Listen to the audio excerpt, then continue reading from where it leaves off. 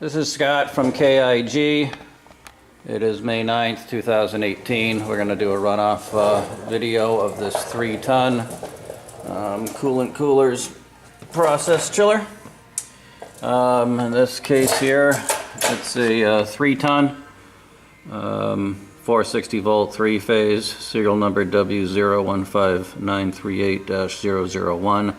This particular unit is sold, but we actually have 4 total, including this, all virtually identical, surplus units, either never used or just used for a couple weeks, basically. In this case here, this is a 2015 unit air-cooled chiller.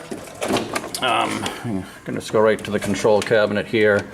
The main stuff in here is our compressor and fan primary contactor and our pump contactor, and here is the overload for the pump. That's preset based on the nameplate amps for the process pump here. Just going to turn on our main power, and our control is going to do a little warm-up sequence here. In this case here, the condenser lies flat underneath, and so you need the side covers on, both on the right side, because that covers up an area here, as well as this side here, to get proper airflow. Otherwise you'd go into like a high pressure alarm. So let's just go through our little check here, and when we're at the home page, we can scroll down, and it just brings up different items. I'm going to go to set points. We're going to press enter. Temperature set points, enter. Chiller settings, enter. And we're running straight water here. We're going to bring our temperature set point down to 45. You don't want to go much colder than 45, or you don't want to go colder than 45 if you're running straight water. That's dangerous because the temperature inside the heat exchanger is going to be much colder than that, because the refrigeration has to get colder than that to get to that temperature.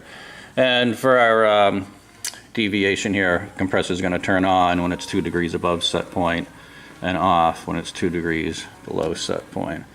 So enter all this, go back to our home page. Okay, put it on local mode here, and our pump is going to turn on. System status on, and it's telling us that the fluid temperature is 83.4 and the set point temperature is 45.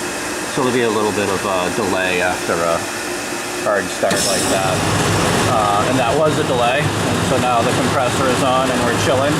We have just this test loop here set up, and we have to throttle back on this gate valve or this ball valve, just so there's enough resistance on the pump here.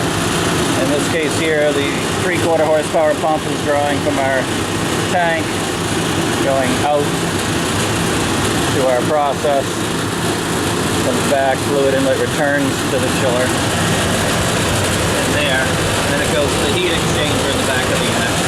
What you see here in front of us is a Y strainer filter. That should be checked periodically for clogging. It does have a little internal bypass loop here and a valve here. You probably shouldn't have to change that.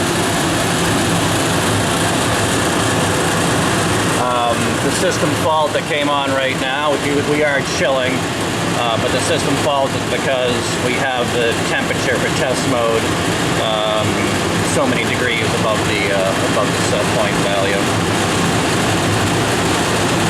So that's why you're seeing, it'll say chiller over temp fault. Eventually that'll go away. You can see we're already down to 71 degrees basically. Rapidly approaching our set point. The temperature probe, again, And this is the suction side of our pump. The temperature probe is here, sensing the temperature that we're flowing out to the process. Again, a 460 volt, 3-phase unit. Minimum circuit ampacity 12 amps. About right. The R407C refrigerant. It is, because it's 3-phase, you will want to ultimately, we're trying to zoom in on the arrow and the fan. You can see it right there. Ultimately check the phase rotation when you first put power to the unit. The best way to do that is to check the phase rotation is to take that cover off here and look in back of the unit. And you can kind of see that arrow right there. So you're rotating clockwise and you're looking at the back of the unit. And you'll want to bump that contactor while somebody is looking behind there with a flashlight. Bump that contactor for the pump just to make sure it's going in the right direction. If it's not, you want to change any of the 2 of the 3 hot leads coming into the unit. Obviously with power disconnected on your main incoming power, and that way you'll get the phase correct. The fans and compressor and pump are all synchronized, so when you do change the phase upon initial startup, if needed, you have a 50% chance of getting it right. But if you do need to do it, it's the main incoming power. Don't change anything on the contactors inside the cabinet. Theoretically, we should be getting rid of that fault here fairly soon, because we're getting close to that chiller set point. Yeah, so you can see that just went out. And when you are running it, put it in local mode. It's not set up for remote. And what we do is, some of the chillers go out with this quick startup guide, but we'll also post the complete soft copy manual and schematics and controller settings on our website, which is KIGsales.com. And pretty much if you Google, you do an internet search of any chiller and serial number, the top results should take you to our sold listings on our website page, and you should be able to find PDFs almost all the time of any of our used or new chillers that ship out.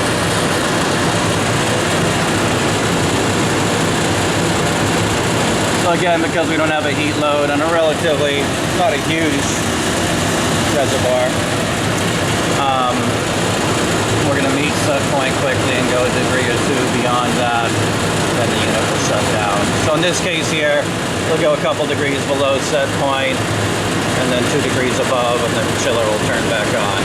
You have the ability, as I showed earlier, to change that window. The bigger the differential of the deviation, the better as far as minimizing the starts and stops of the chiller. Obviously, there'll be a maximum window that your process can get away with, but you want to get away, you want to use the biggest one you can without sacrificing your process. So you can see there we, a little bit over 2 degrees below the set point, and the unit's shut off. We've been testing this for our customer, in this case a repeat customer, for a week or so now. We're going to disconnect and drain this and crate this. And this is Scott from KIG. Our website is KIGsales.com. Thank you.